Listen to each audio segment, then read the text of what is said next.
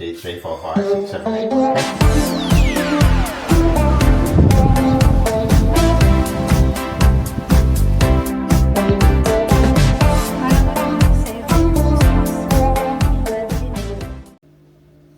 Good morning, guys. Pa-exercise pa lang ako. Nasunog daw yung tinapay ni Ron. Masyadong hyper.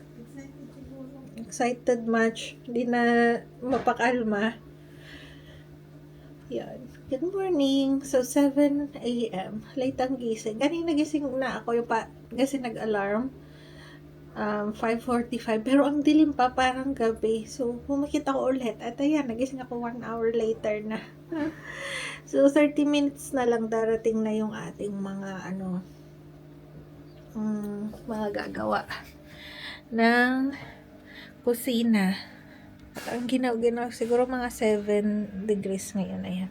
So, ito yung nilagay ni Ron na lalakaran nila papunta dito sa kitchen. Ayan. So, nagbe-breakfast lang siya. Tapos, tanggalin niya na yan. Yan, empty. Ayan, sinasabihan niya si Doza. Are you excited? Can you do a deep breath? And then count 1 to 10? 1, 2, 3, 4, 5, 6, 7, 8, 9, 10. No, you have to deep breath and then hold your breath for 10 seconds. Okay? Ganyan siya, guys. Pag, excited. Exercise lang ako. Balikan ko kaya.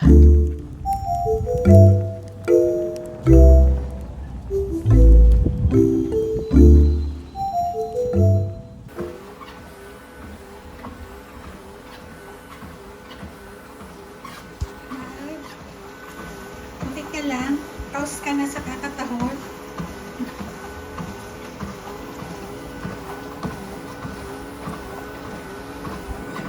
Cool down naman.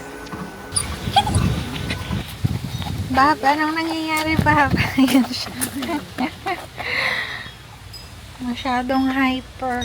Nakalimutan ko in-off pala yung kuryente tsaka tubig. Yung sa pool park kasi gumagana yung filter. So, dahil nandito tayo sa may swimming pool, maglinis tayo. Maglinis tayo ng mga nahulog dahil wala pa siyang cover.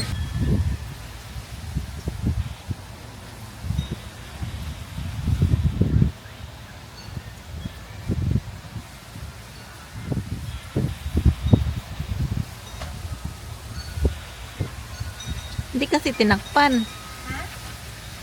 Dapat tinakpan.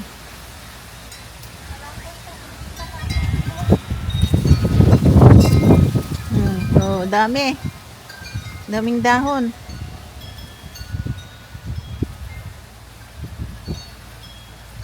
Mahangin.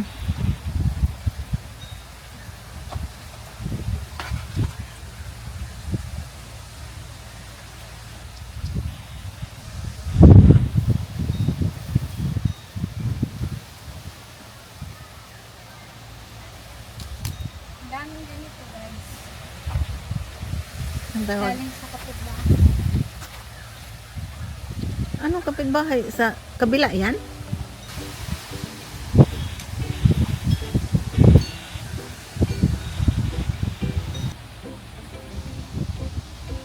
Ayan pala si Mother Hen, guys.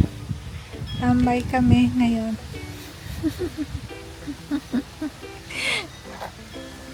Ano ba? Tapusin ko pa ito. Ito ang ating before. Medyo malinis na doon. Kinuha ko na. Tapos, marami pa dyan. Hanggang ilalim. Nilinisin natin. After almost 1 hour tayong naglilinis. Dahil kada paglikod, may nalalaglag. Pero at least ayan. Si Ron yung naglilinis na to every day. Or almost every day. Ayun. Habang walang cover. You wanna swim? Hindi siya, ayan. Wala pa rin po ang update ko. 10:30 AM, wala pa rin tayong ligo. Inaayos pa nila. Parang buong araw sila doon. Tapos, every week kami nagwawalis dito. Kasi, ayan, taglagas. Naglalagas. So, kada tingin mo, parang sa pool din, kada lingon may malalaglag. So, every week. Ayan, nasa mga gilid-gilid sila. Anong oras kayo tayo makakaligo? Tuyo na yung pawis ko. Andyan yung mga gumagawa, guys. Yan yung mga sasakyan nila. At ito si Dozer, hindi mapakali. Yung sasakyan ko, nilagay dito kasi yung mga old kitchen, lahat ng yan nilalagay sa shed. Nasa shed kasi ito nakapark. Ngayon dyan muna siya. Ay, relax ka lang dyan, Frida. Babalik ka sa yung longga, okay?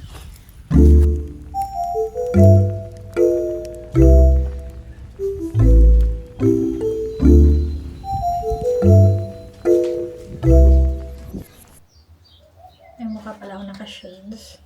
Ayan. 12 PM na, guys. Time check. Oops, wala nga palang wifi. Nakapatay yung kuryente. At tapos na yung yung nagtibag or nagtanggal ng kitchen. Yung electricians na lang nandyan. Tapos yung lunch nila, 'di ba, yung protein bar lang. Inoferan ko sila ng drinks. Pero mukhang hindi sila nagsusugar. Hindi nila tinanggap. So, ayun, hintay lang natin silang matapos. Gusto ko sana mag-edit. Try ko ngayon mag-edit kung gagana to nang walang internet. Kasi full charge naman itong, ayan, yung laptop natin, full charge naman. Wala lang ang internet. At mahina yung data ko dito, guys. So, yun. Try ko mag-edit. Tapos, hopefully pagkatapos nito, okay na para makaligo na tayo. Kasi tuyong-tuyo na ako, guys. Wala na yung pawis ko. Ayan. Inatid ko na pala si mother sa niya, sa kanyang kwarto. Tapos si Dozer, ayan siya, as usual, as a clingy boy, nandyan siya. So, warm dito sa natin, sa office. Kasi maliit lang yung binuksan ko for fresh air. Pag binuksan ko tong buo, ayan, kailangan kong isuot ulit tong jacket. So, yeah, try ko mag-edit. Ngayon ko lang nalaman na makakapag-edit pala. Kahit na walang kuryente. So, 12:30, lunch muna tayo. Andyan sila. I-try nyo to, guys. Sa Aldi. Ano siya? Chicken breast. In-can chicken breast. Ayan. Dami kong binili talaga ng mga canned. Lalo na alam kung wala tayong kitchen for this week. Hindi ko alam kung hanggang next week. Sabi nung nagki-kitchen, this week tapos na daw. So, yeah, hopefully. Pero ito palang okay na. Pang-ulam nga to eh. Kaso, malamig yung kanin nasa ref. Ay, walang kuryente. So, kamote na lang. Ang lasa niya. Anyway, instead na tuna, chicken breast.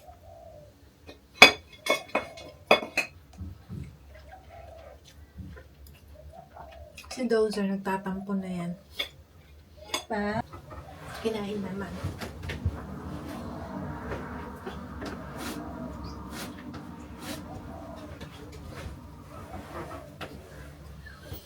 Yan, alam niya pag nasa office ako, dapat behave siya. Kasi nag-work ako, gano'n. Sana may kanin. Nagmamantika pa.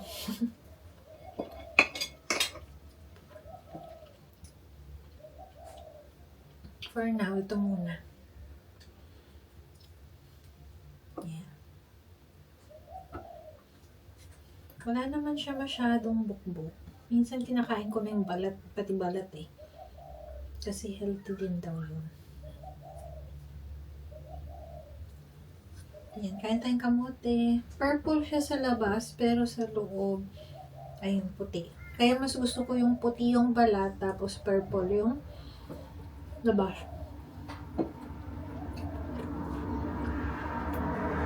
You want sweet potato? Kain din siya.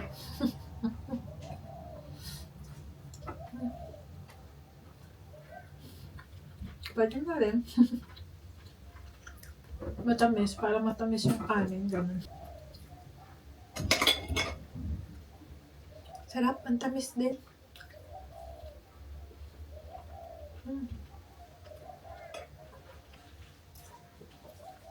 Pero mas lasang ube halaya. Parang ganun. Yung pa-ube halaya na yung purple yung loob.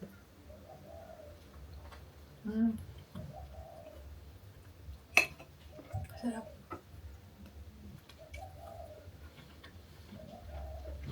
Some chicken.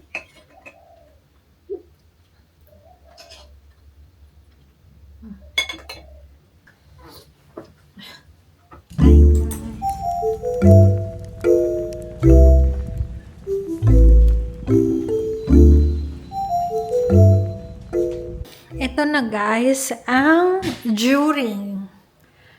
Ayan, so merong before, merong during, and hopefully medyo maganda ang after. So yan na guys, wala nang storage dito, wala na talaga.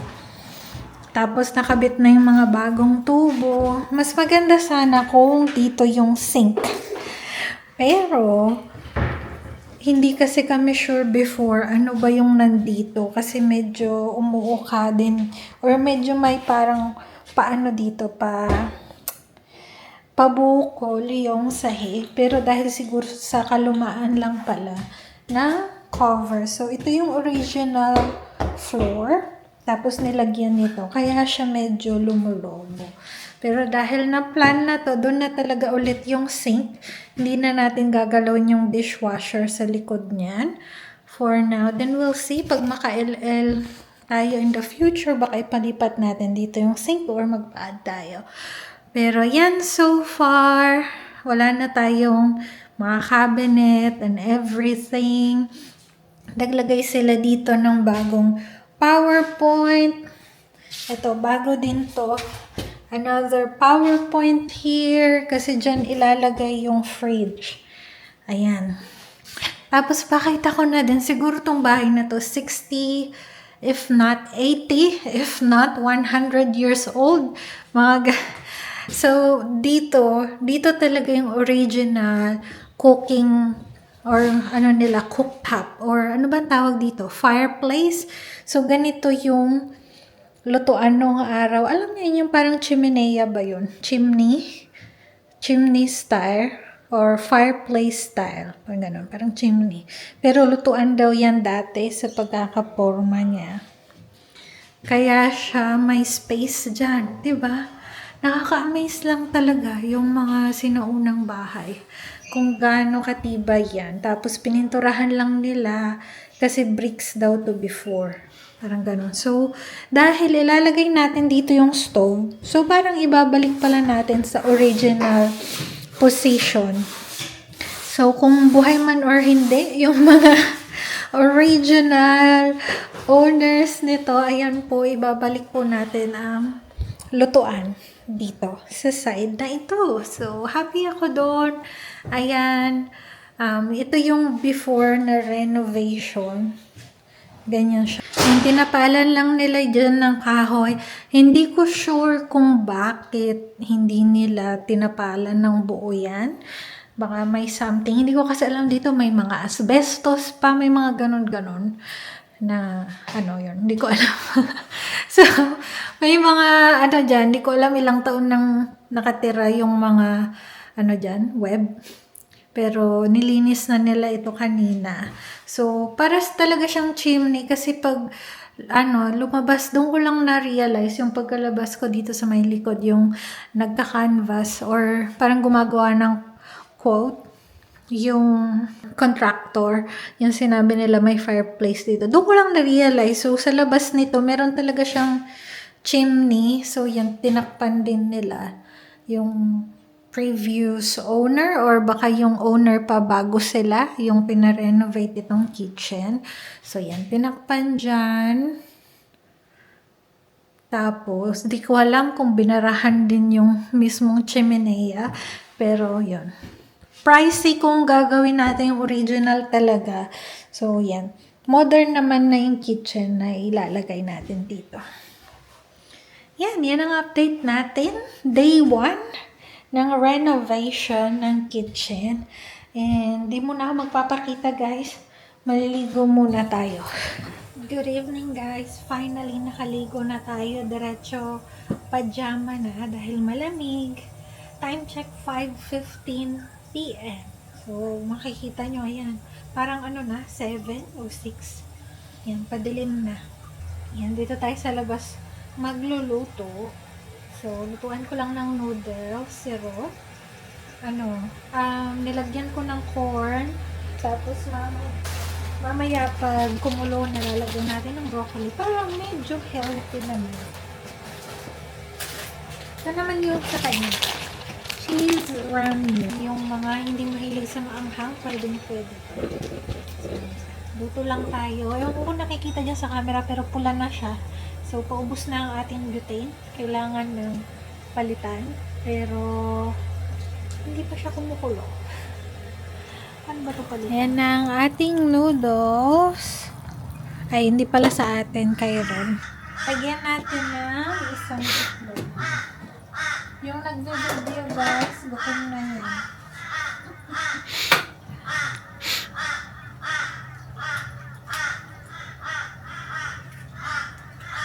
Okay. Once the egg cooks, you can eat. Okay, 1 down, guys. 2 to go. Ayan. Pakulo na naman. Pero kami ni Mother, meron kaming munggo. Tapos ito yung amin. House of Yum. Sabi Korean noodles. Hot and spicy chicken flavored noodles. Parang lang siya. Konting sabaw. Parang pansit canton. Ganon. So, try. Never ko pa itong na-try. So, dalawang ganito. Yung amin ni Mama. Yan. Tsaka, munggo. Partner ba yun? Pero, malamig kasi yung panahon ngayon. So, perfect to. Hot and spicy. Kain, Ikaw guys. lang ang pinapalo niya? Hindi, nakatutok lang siya sa akin. Yan. Ano tayo? Pansit canton. Para tayo nagka-camping dito. Oo nga. Ay, ba yan? Sa likod. Ayan. Pansit canton na may broccoli. Pero hindi pansit canton yung brand niya. Ano ba yun? House of Yum. Ayan, tikman natin. Saan gawa yun? Para tayo nagmumukbang ha. Mukbang. Pansit canton mukbang. Ayan. Patay. Ang init ng munggo eh. Mainit. Maganda eh. Meron din tayong munggo. Wala tayong kanin ngayon kasi ang daming pansit canton. Kayo may gusto yung magkanin? Hindi.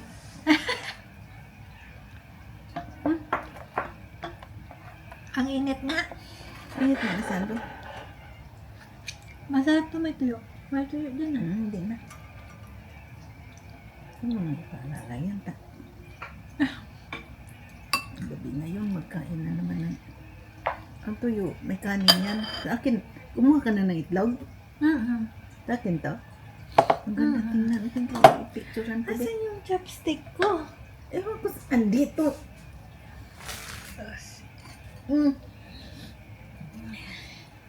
Parang matanda, inanap ang chopstick. O kaya salamin. Chopstick. Masarap kasi kumain ng noodles na ka-chopstick. Kain tayo.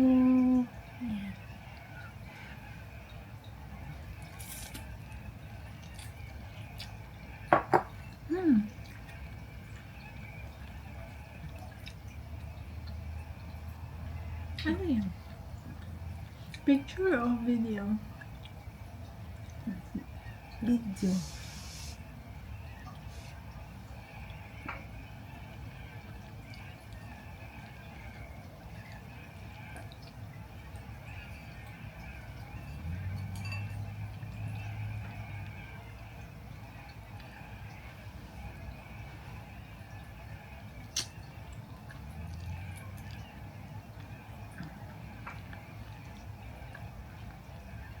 Andito ang kanilang mga gamit sa kusina. Kasi ginagawa yung kusina nila. Ayan. Oh, oh. Nakapatong lahat dyan.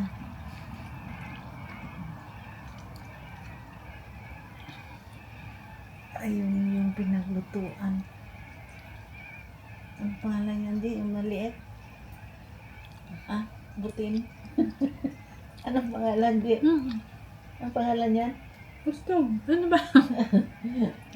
Basta maliit na lutuan guys na may gas na maliit, bilog.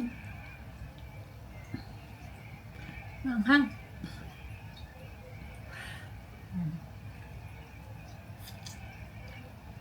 Ay, Manghang siya guys. Pero masarap. Dapat nilagyan ko pa ng konti pang tubig. dry. Saka anghang. Anong Anghang. drinks yun eh? Masyado. Ayoko mag-drinks. Tubig lang ako.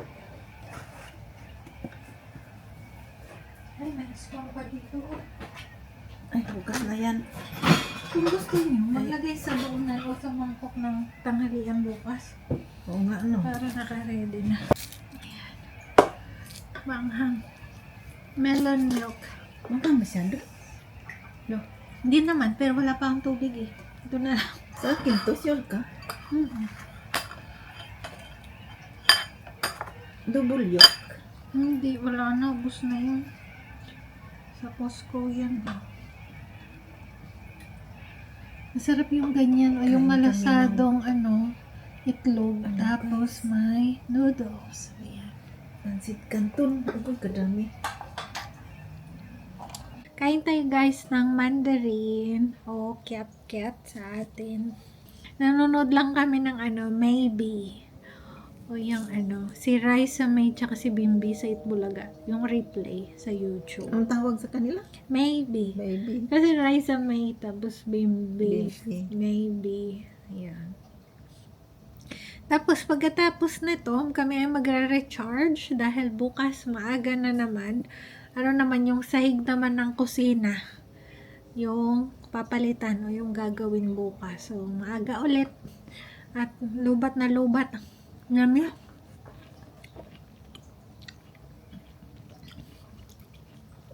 Asim. Pero bago malubat, end ko na yung vlog. So, guys, kung na-enjoy nyo to, please hit like. Kung di pa kayo nakasubscribe, please subscribe. And see you bukas. Good night. Good night. Good night.